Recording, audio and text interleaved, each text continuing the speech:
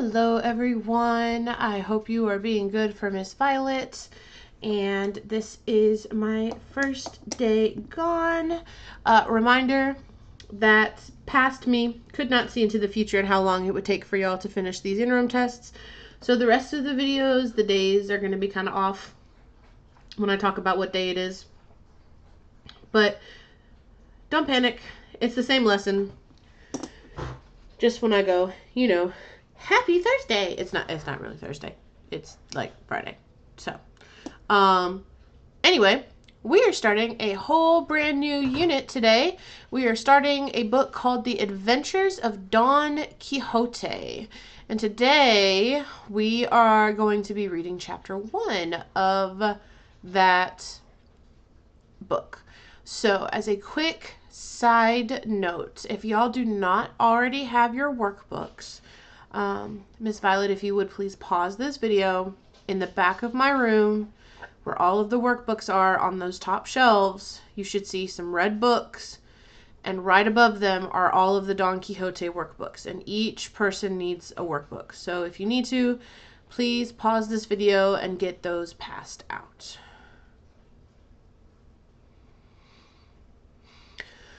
So with everybody having a workbook, we can get started with our lesson and our learning goals for today. The first one says, I can identify and explain important aspects of a knight's life during the Middle Ages and how they influenced Cervantes' Adventures of Don Quixote. I can identify the beginning stages of the story's plot structure, which is the setting and the main character. And I can make inferences about a character's personality.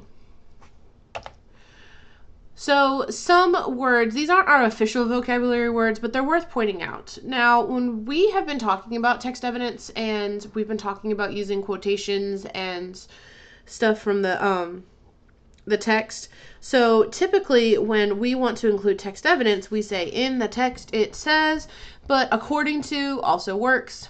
We know that a quote is a line taken directly from the text, and transition words are words or phrases that are used to move from one event to another.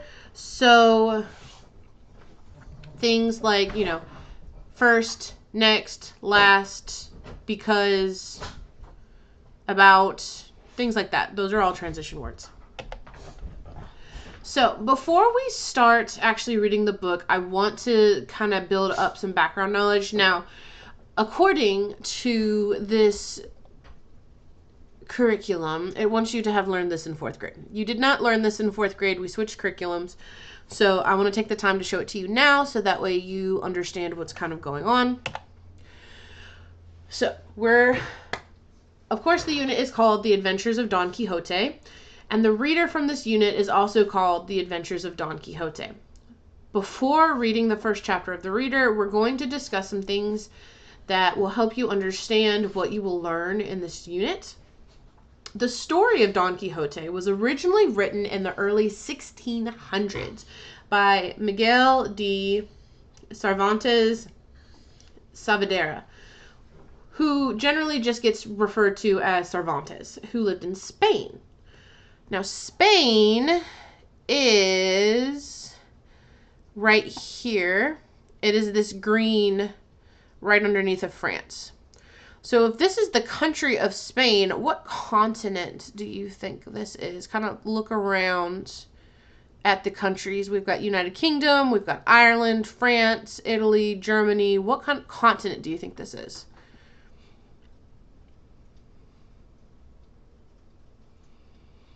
It is Europe. So Spain is in Europe. And now that I have gone ahead and said this, I want to point out that we're doing this Dora the Explorer style. So when I ask a question and I pause, go ahead and just call out the answers.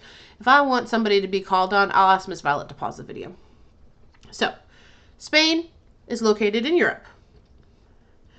And a very popular genre of books read and enjoyed by many people during the 1600s recounted fantastic adventures, brave deeds, and fanciful romances of various fictitious knights. Basically, they like stories about knights going on adventures and winning the hearts of ladies.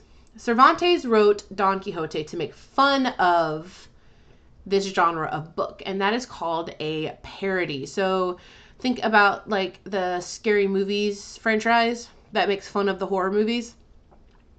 These make fun of, Don Quixote makes fun of those books about knights. And these books, they were actually inspired by true accounts of the exploits and explorations of knights or soldiers who actually lived during the Middle Ages. So remember that the Middle Ages is one given by historians to the 1,000-year period approximately from 500 CE to 1500 CE. This means that the Middle Ages took place about 100 years before Cervantes wrote Don Quixote.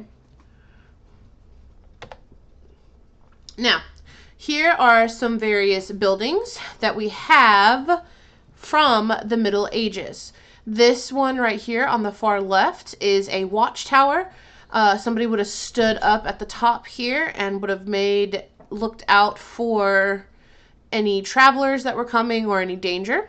We've also got two various castles. Now look at these castles.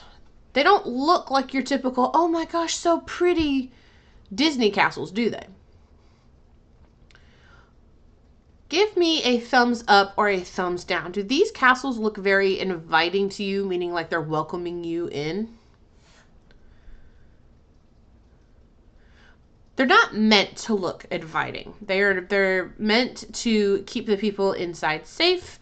They had lots of rooms for all of the people that would have lived inside a castle, because it's not just a king and a queen and their family that lives inside of a castle. It would have been the nobles that they were close to them, all of their family. It would have been servants and all of their families. There were a lot of people who had to live in these castles, so they were huge.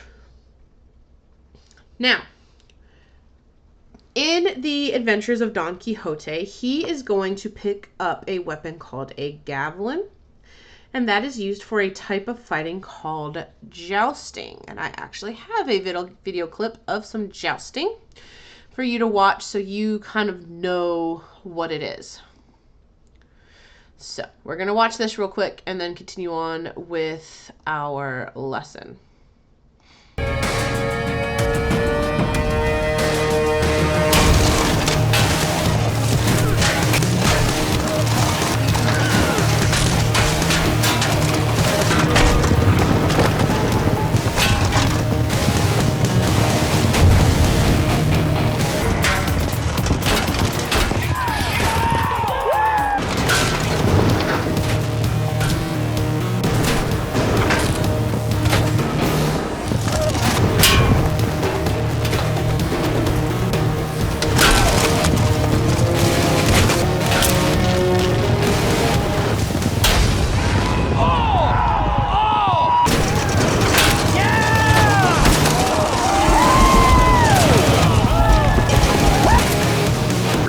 You got a boo-boo up there.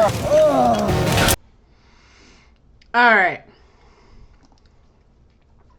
So as you could see, jousting is a sport where the knights would have sit on top of a horse. They would have basically played a giant game of chicken. They ran towards each other with these javelins and slammed them into each other. And as you saw by the end of the video, it's a very dangerous sport. You could get hurt.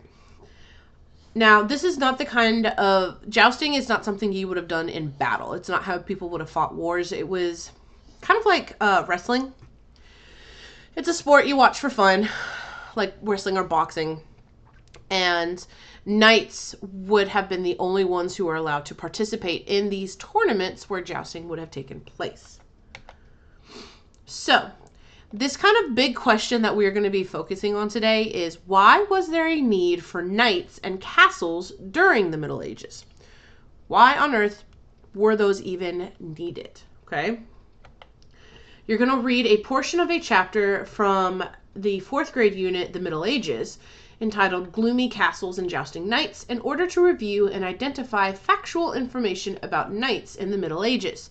Because remember, the book we're about to read is fiction, so we want to know some actual information about knights before we go into it. So in your workbooks, if you will turn to activity page 1.1, we are going to go through and we are going to read. Now, of course, this 4th grade unit was a nonfiction unit, which means we need to go back to our normal way of reading nonfiction, which means what do we need to look for first?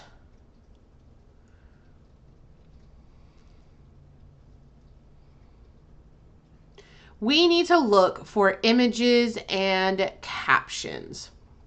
So we have the first 2 pages here, 18. It says 18 and 19. It's not 18 and 19 in your book. It's probably like 1 or 2 in your book. But we have 2 images here. And both images have a caption. On the page 18, our first caption says crossbowmen and pikemen, which are 2 different types of weapons that could have been used. And there's an illustration of what they would have looked like with what they would have worn. And on page 19, we have a knight in suit of armor riding an armored horse. Now, when knights went into battle, not only were they covered in armor, but their horses were covered in armor too. Because I don't know if any of you have a lot to deal with horses, but if they fall and they fall on top of you, you stuck. There is no getting out from under that. So they wanted to make sure their horses were protected in battle as well. Then after our images and our captions, we want to look for headings and subheadings. Well, our big chapter heading is Gloomy Castles and Jousting Knights. And we don't actually have any subheadings on these 2 pages. So we're going to go ahead and we're going to read.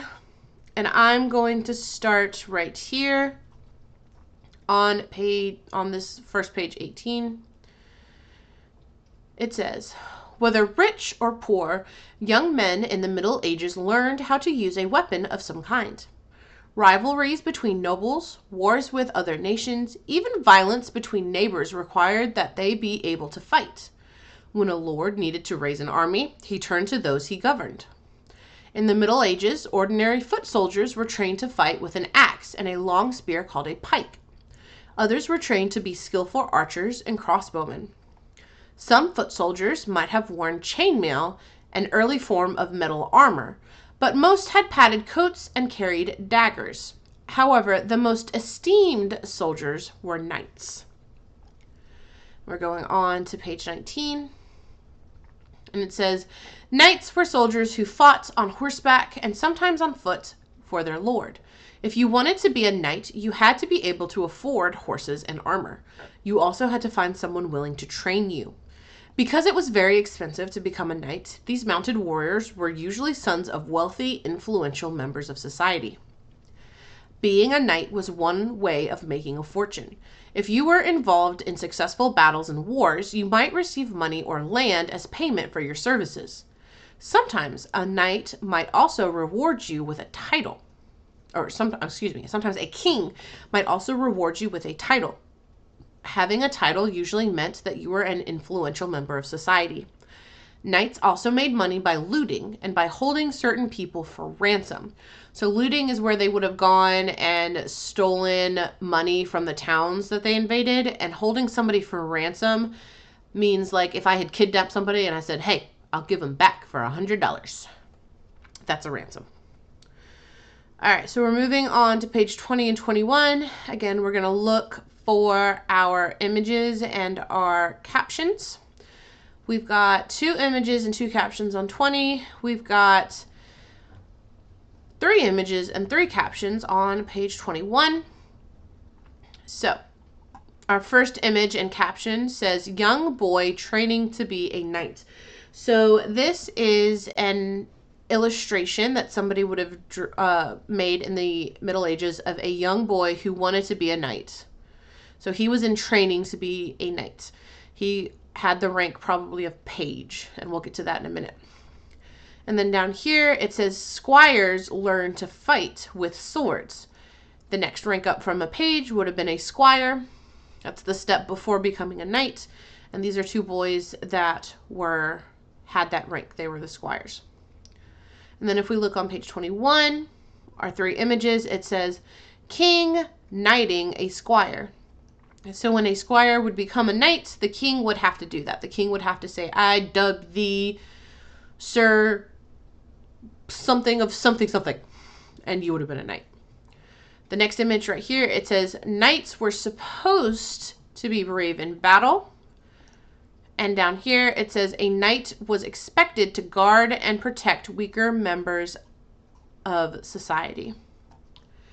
So then if we look for our headings and our subheadings, we don't have any more headings because that's our chapter title. But we do have a subheading, and it says, if you were a knight. And then down here in our text box, it says the way of the knight. So we are going to learn basically all about these knights now. So back here on page 20, starting at the top, it says, your training to become a knight begins at a young age. You leave home to live with a family friend or relative who has agreed to train you. In the first several years of your training, you help to dress and serve the Lord. You are known as a page. During these early years as an aspiring knight, you probably learn to use a sword, to ride a horse, and to wield a lance or long wooden pole with a metal tip. Later, when you are ready to learn more challenging skills, you become a squire. Although you are still a servant, as a squire, you are now responsible for grooming and saddling the Lord's horses. You are also responsible for cleaning and polishing his armor. You learn how to fight while riding a horse. You learn to use other weapons, including a heavier lance. This part of your training lasts for several years. And then moving on to page 21. If you were a successful squire, you might be knighted by the Lord. In what is called the dubbing ceremony, the Lord taps you on the shoulder with the flat part of his sword. Then a priest might bless you with a prayer. The way of the knight. In France, in the 1100s and 1200s, certain expectations about how knights should behave in society were developed. The term chivalry, which refers to a warrior horseman or knight, became the term used to describe these expectations. These ideas of chivalry spread to other European countries. Knights were expected to serve their lord. They were required to honor and protect the church and weaker members of society. They were also expected to treat other knights captured in battle as honored guests until a ransom was received. Sometimes it took months before a captured knight's family paid up. Once payment was received, the captured knight was free to go home. And then our last page, we have two images, two captions. One says jousting was a popular sport, and it would have been an image of two knights jousting. And at the bottom, it says knights competing in a joust, and that is an illustration of two knights jousting. And our subheading we have is charge. So on page 22, it says knights could prove their strength and abilities by taking part in jousting matches. Jousting matches were mock or pretend battles between two or more knights. Knights rode horses, wore full armor, and carried lances. Those who took part in jousts did so to gain respect and possibly a generous prize. For the privileged, attending the jousting matches was considered to be a day of excitement and entertainment. It was very much like watching a football or baseball game today. When the joust began, the knights charged at each other. With the aid of a lance, each knight attempted to knock his opponent off his horse. All right. So, how did knights compare with other soldiers during the Middle Ages? How were they different?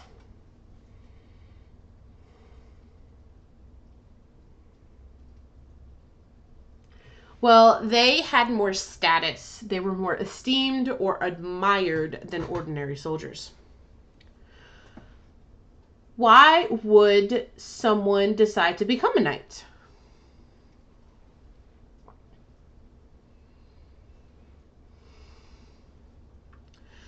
A lot of knights were generally considered famous. People would want to be famous and influential, just like people want to become singers and movie stars today. That's why they would have wanted to become a knight back in the day. All right, so what are the 3 stages of becoming a knight? So we talked about 3 different ranks. What was the lowest one? That's a page. And then after you were a page, you became a squire. And after you were a squire, you finally became a knight. We read this term chivalry. What does that mean? How did it affect a knight's behavior?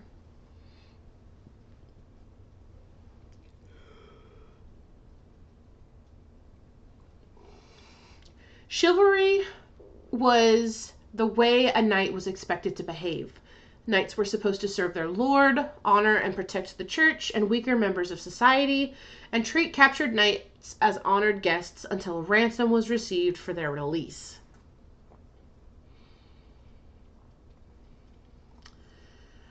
So now that we know a bit more about knights, we can start to talk about our book, The Adventures of Don Quixote. So, before we get started, I'm going to skip ahead here because I don't want to do all those. We've got some vocabulary that I want to take a look at. Now, normally I would call on y'all to read this from the glossary. I am not there, so I am not going to do that. I am just going to read the words and their definition as we go through. I am also recording this at like 8 o'clock at night. I'm very sleepy, so please excuse my yawning. All right, so the first word we have is armor. And armor is a protective suit, usually made of heavy metal, worn by knights in the Middle Ages. Next word is joust, and that is to participate in a competition to practice the fighting skills used by a knight. So it would have been the horseback fighting that we think of as jousting, wrestling matches. It would have been archery contests, sword fighting, all of those different things. The next word is honorable, and that means deserving respect. Next is mount, and that is a horse or other animal intended to be ridden. And then the last word, looks like it would be homage, but it's homage. Say that word, homage. And that is a special respect or honor. All right? We're not going to look at that. So we are going to read chapter 1 of The Adventures of Don Quixote, a Knight in Armor. So go ahead, grab one of the readers off of your table and open up to page 1. Miss Violet, if you would, please pause the video until everybody is giving you a thumbs up that they are on the correct page, and we will begin.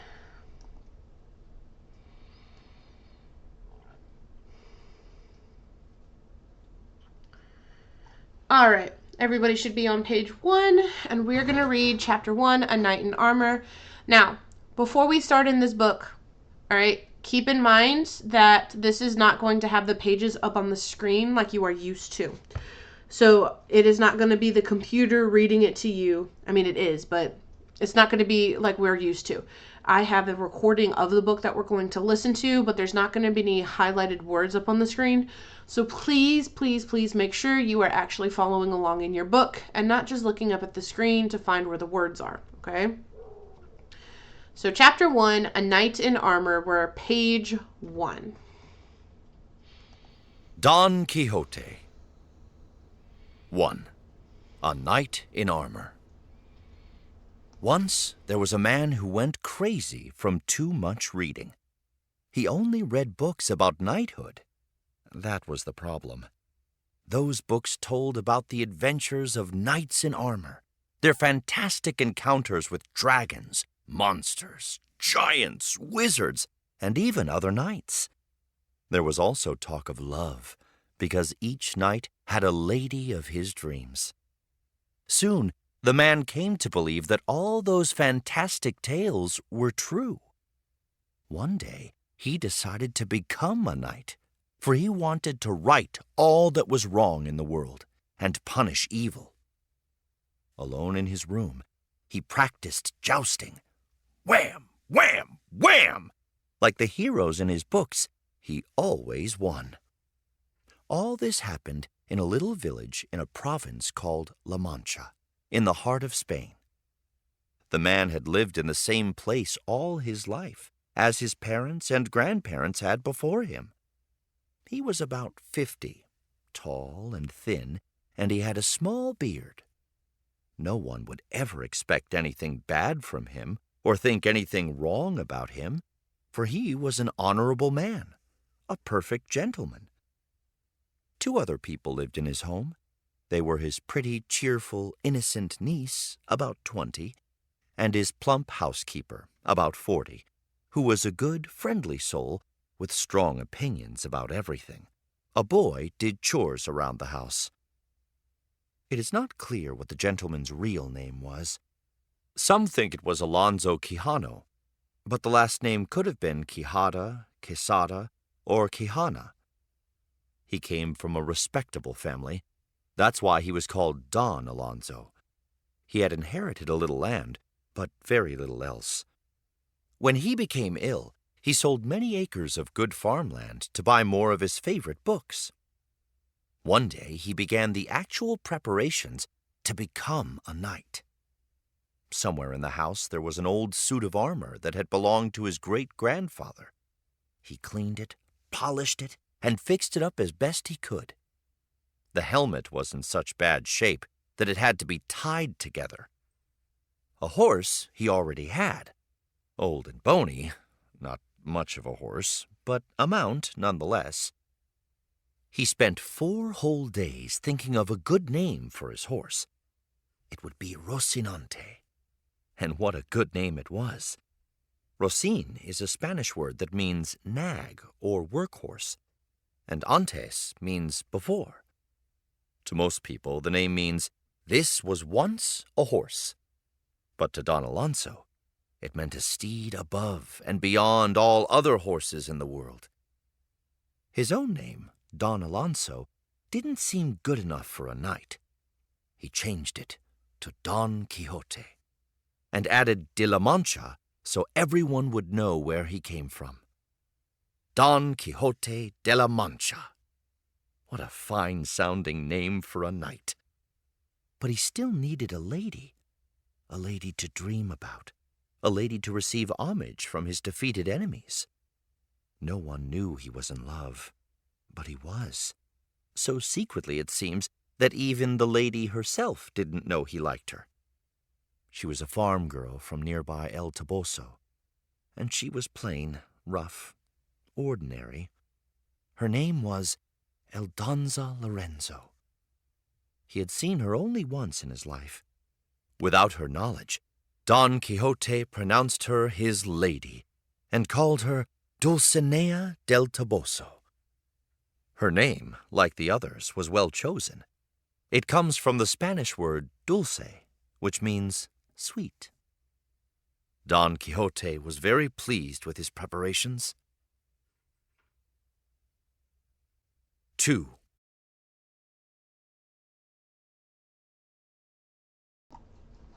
All right, so we have read about our main character in our story, Mr. Don Quixote, and we are kind of learning that he is a bit odd.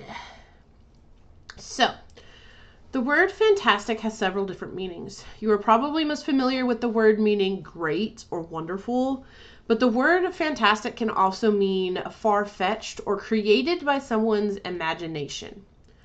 Okay? Why do you think Don Quixote would have been given this title of that he came up with fantastic ideas or fantasies?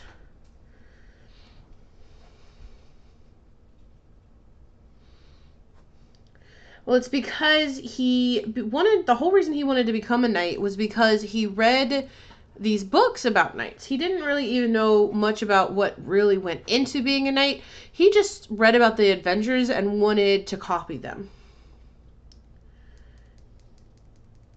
And who else lived with Don Quixote? Because it wasn't just him. So who else lived with him?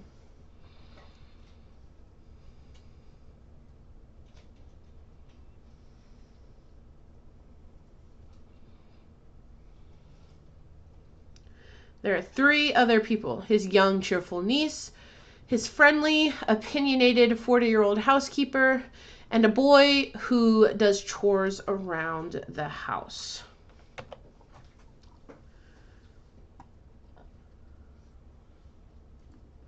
Now, we read about Don Quixote's armor, and how did it compare to what we read about in the Gloomy Castles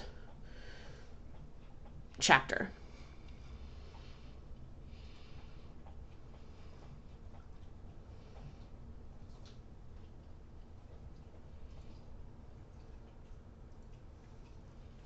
Well, the armor that he uses is not as new, and it does not sound as elaborate as the images we saw in the excerpt that we read. So he might not have as much money, and he doesn't really appear to have gone through the training to become a knight. He just kind of decided, "Ooh, I want to be a knight," and became a knight. Now, I thought something else was interesting. Don Quixote named his horse Rocinante. And to most people, this horse's name would mean this was once a horse. But what did Don Quixote think that name meant?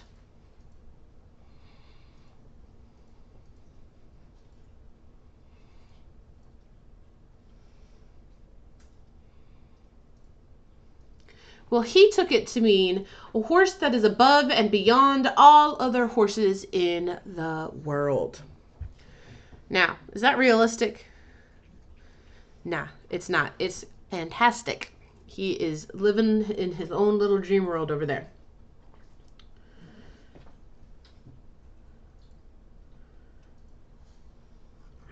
Okay.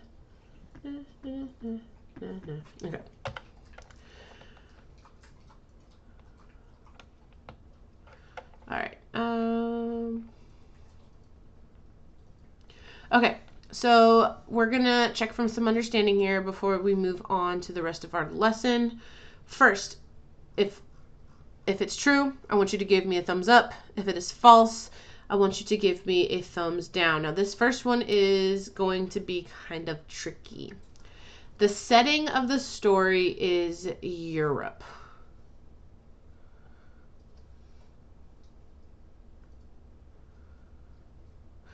You should have your thumbs up. We talked about at the beginning of the lesson how this story was taking place in Spain, which is a country in Europe. Next one says, Don Alonso and Don Quixote de la Mancha are different characters.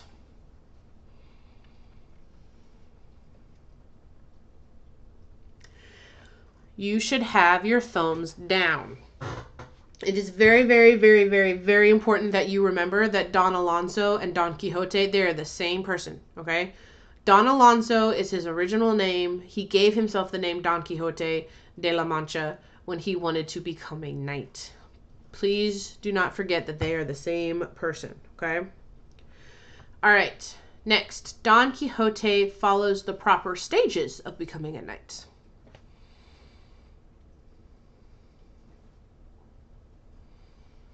Your thumbs should be down. That is false. He did not start as a page and then move up to a squire and then finally become a knight. He was just woke up one morning and he was like, I want to be a knight. And he became a knight. That was not how it worked. All right, so what country was Don Quixote from again? Spain. It is Spain. All right, there have been 2 main human characters mentioned and 1 animal character. The first one was our poor, sweet, foolish man. And what was his name?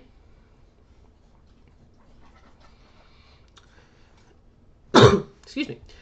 You could have said that he is Don Alonso, Don Quixote. They're the same person. Either one is correct. What about his lady love? What's her name?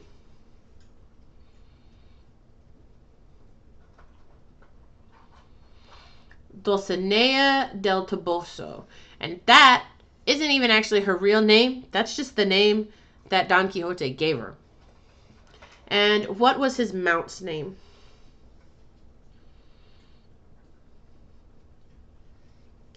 Rocinante. All right.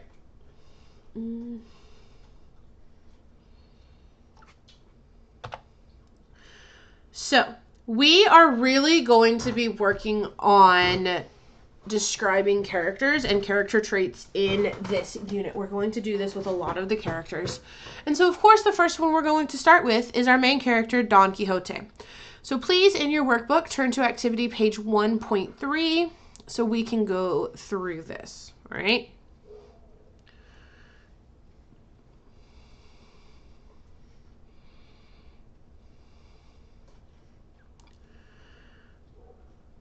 So a character chart is a good graphic organizer for recording information about characters when reading a work of fiction.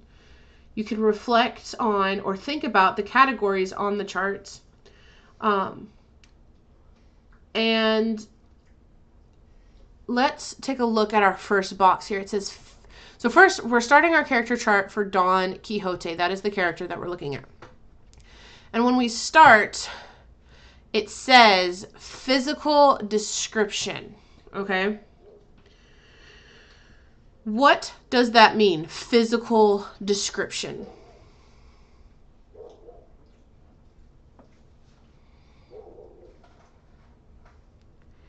It means what somebody looks like physically, all right? So, where did my text box go? Oh, it disappeared. What they look like, what kind of color hair they had, how big they were, what were they wearing, all those kind of physical traits that you can see with your eyeballs. So, what do we know about what Don Quixote looked like?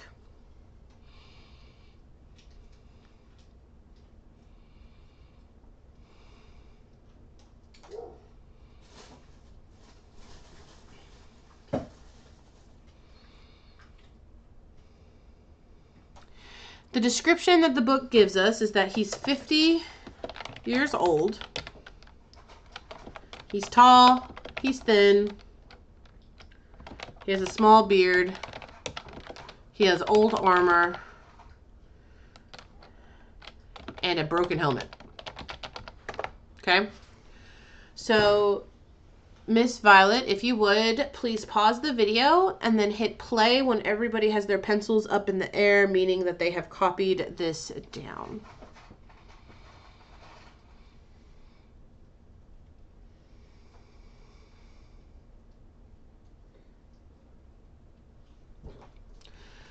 After talking about his physical traits, we're going to move to this box here that says character trait. So if a physical trait is what a person looks like physically, what do you think a character trait is?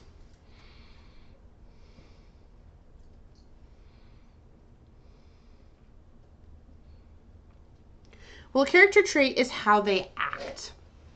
It is words to describe a person's personality. Now, there are multiple ways that you could describe Don Quixote, but I'm going to go ahead and tell you the ones that I want you to get down. And the first one is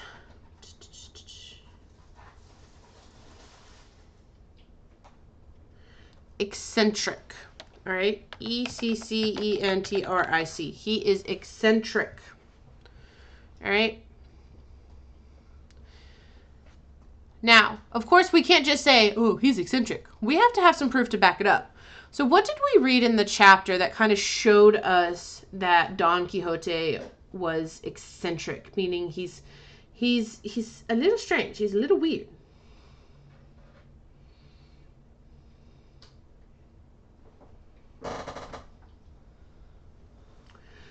Well, there's multiple reasons. He could have been called eccentric. One is that he only read books about knights.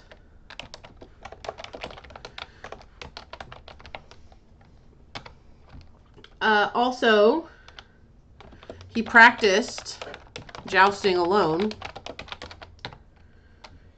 And the last one is he sold land for more books. I don't know about you, but that doesn't seem like a good trade-off for me to sell a whole bunch of land to get just some books. Now, I want to point out something. I am not capitalizing any of these words, but that is because they are not sentences. This is a graphic organizer. We will very rarely use full sentences in a graphic organizer. I'm just taking some notes. So once again, Miss Violet, if you will please pause the video until everybody has their pencil up, letting you know they are ready to go.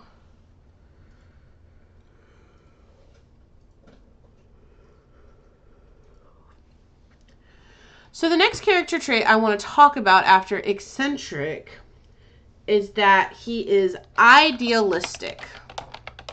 And to be idealistic means that he sees the best in absolutely everything. He looks at a glass that has some water in it and he sees it as half full instead of half empty. He is looking on the bright side of things. And the evidence that we have for that is that he believes that he can save everyone.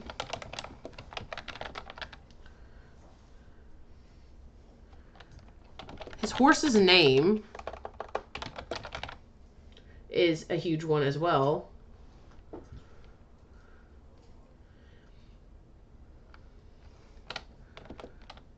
His lady love, Dulcinea, he only saw once.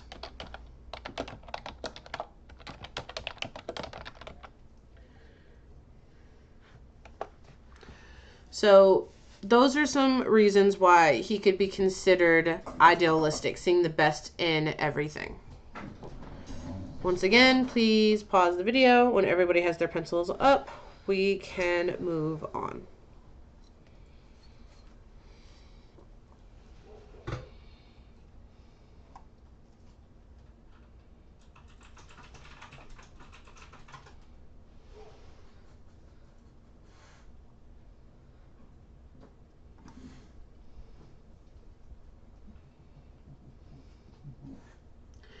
Okay, and the last one that we are going to get down... Oh, wait, no, there's two more. Haha. I lied. So the next one is curious. Don Quixote is very curious. And the evidence that we have for that is he loves to read. That's really the only one that we have for curious, is that he really loves to read. But it talked so much about how he loved to read that we really need to take note of it. This one doesn't take too long, so I'm going to go ahead and move on to the last one. And the last one that we're going to talk about for Don Quixote is that he is brave. Now, just because somebody's kind of cuckoo crazy does not mean they are not brave, okay? So don't think that just because Don Quixote is kind of silly doesn't mean that he's not a brave person. And the reason that we know he is brave is that he's willing to fight all these kinds of monsters to save the world.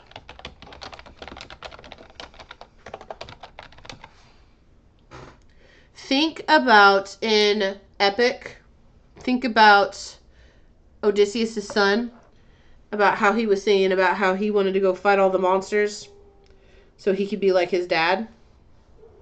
That is kind of like Don Quixote. He is like, I want to be this amazing knight. I want to save the world. So I'm going to go fight a bunch of monsters.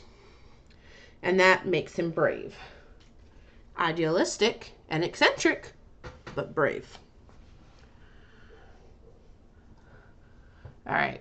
Pause the video, and when everybody has their pencils up, hit play, and we will continue on with our lesson.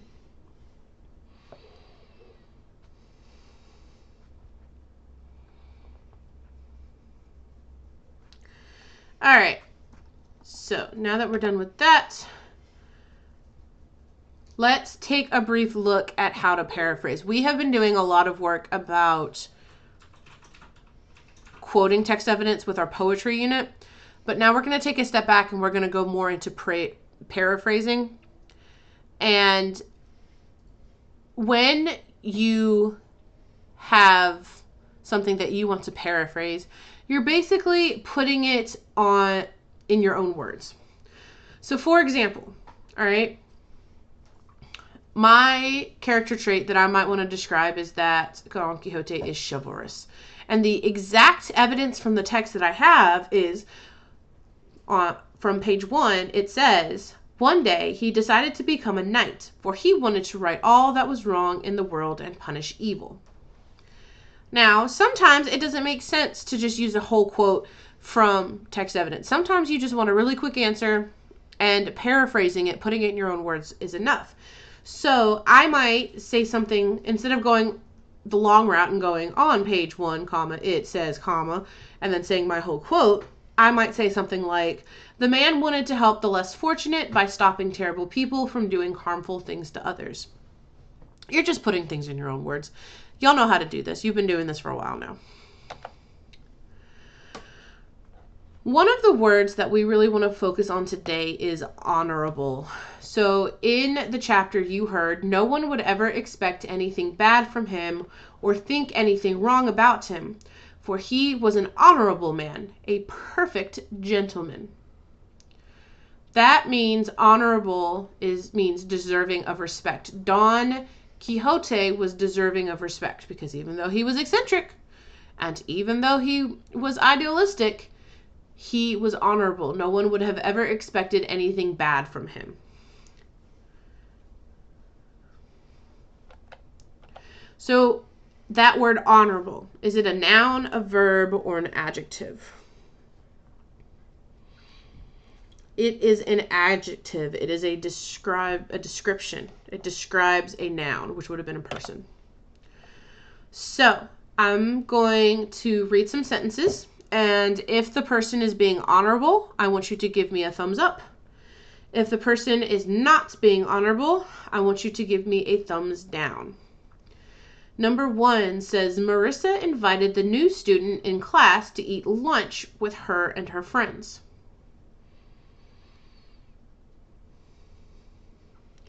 You should have your thumbs up. That is honorable. All right, question 2. Antonio snuck into the kitchen and took an extra piece of cake from the table.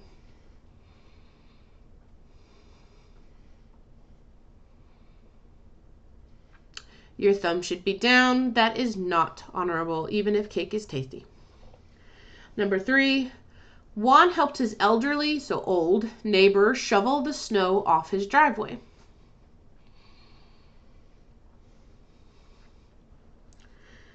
You should have your thumbs up. That is honorable. And number 4, the last one. The firefighter bravely entered the burning building to see if anyone was inside.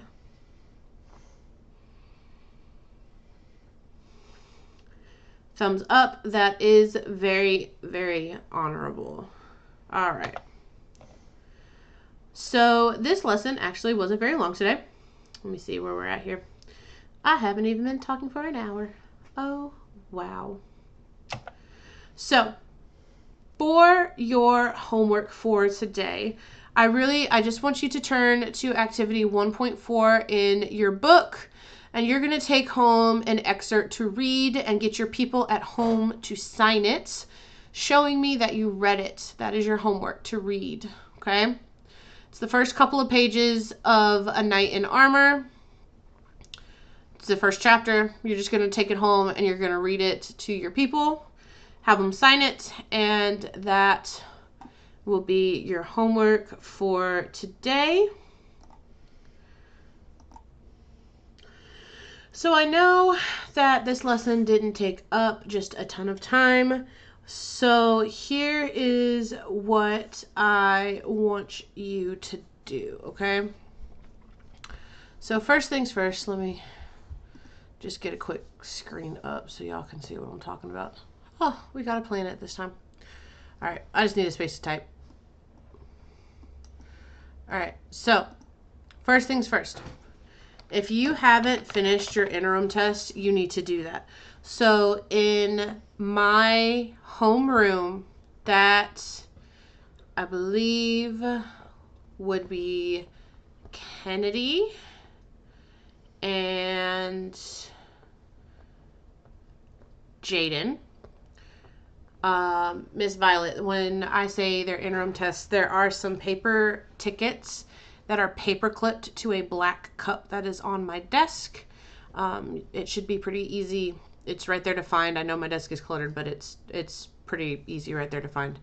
So in my homeroom, Kennedy and Jaden, and then in Dr. J's class, I do believe it was Adrian and Aramis who was working on it yesterday. They might be finished though.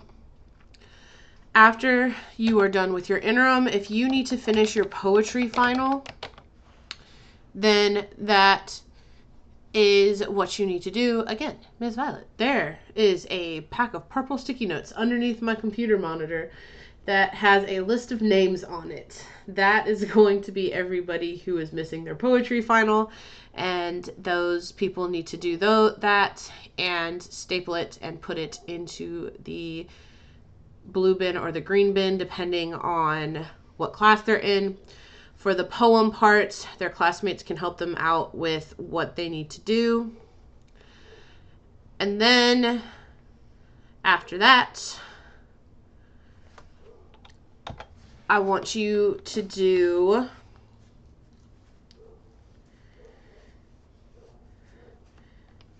if you have not finished your Zern for the week, your 3 lessons on Zern for the week, I want you to work on Zern.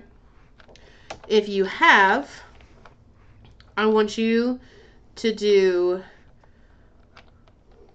2 lessons on Quill. I want you to read 2 books and take 2 AR tests. No, you may not do the articles. It has to actually be books.